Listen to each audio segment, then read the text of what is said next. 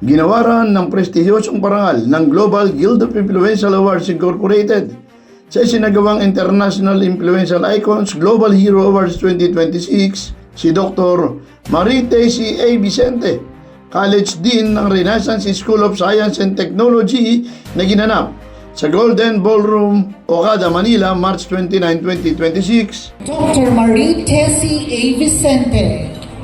Si Dr. Vicente ay nagkamit ng Global Awards of Excellence in School Governance and Academic Management dahil sa natatanging paglilingkod at hindi matatawarang dedikasyon sa larangan ng edukasyon, sosyo-ekonomiko at sibiko.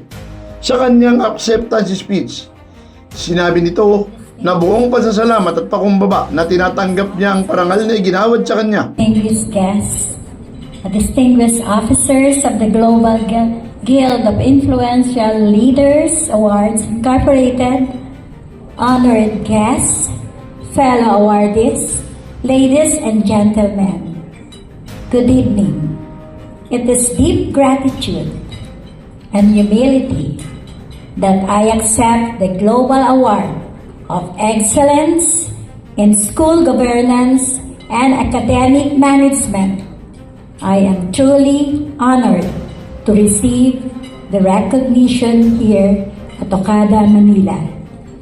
Ibinahagi rin niya ang haba ng panahon ng paglilingkod sa sektor ng edukasyon. Para sa kanya umano, ang school governance ay nangangahulugan ng ethical at transparent leadership, habang ang academic management ay nagtitiyak na ang pagkakatuto ay nasa mataas na kalidad.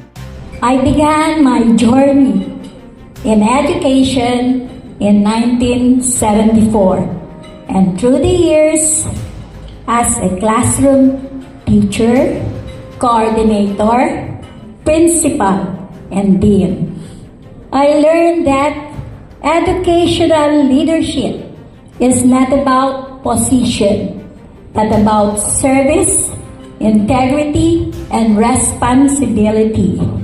To me, school governance means ethical and transparent leadership, while academic management ensures that teaching and learning remain relevant, inclusive, and high quality.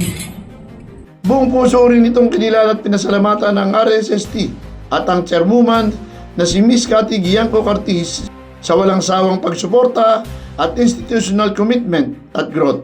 Kabilang umano sa award na kanyang tinanggap ang kanyang mga kasamahan at ang kanyang buong pamilya. I would like to sincerely acknowledge my beloved institution, Renaissance School of Science and Technology Incorporated, for the continued trust and opportunity to serve.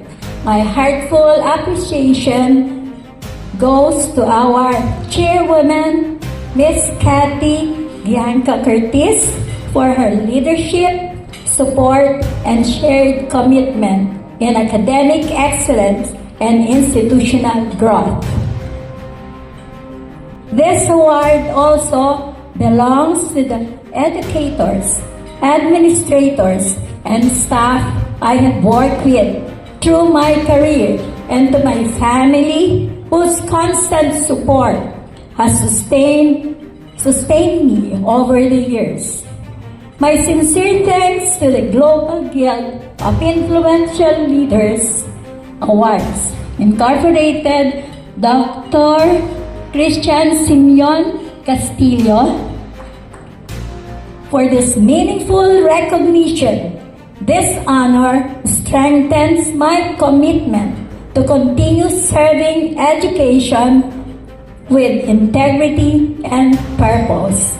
Samantala, muling nagpasalamat si Dr. Vicente sa pamilya ng RSST at sa award na kanyang tinanggap. Ito umano ay isang pagkakataon upang ipagpatuloy pa niya ang kanyang serbisyo. This one is, I feel about humbling and fulfilling of this award. It's an affirmation of a lifelong commitment to continue serving and living with purpose. And I thank God for giving me this award. And this is an opportunity for me to continue serving. Thank you. 52 years na kayo. 52 years in the education system. Felix Tambongco, The Observer News, DWRB 103.9 News FM. Ikaw ang una.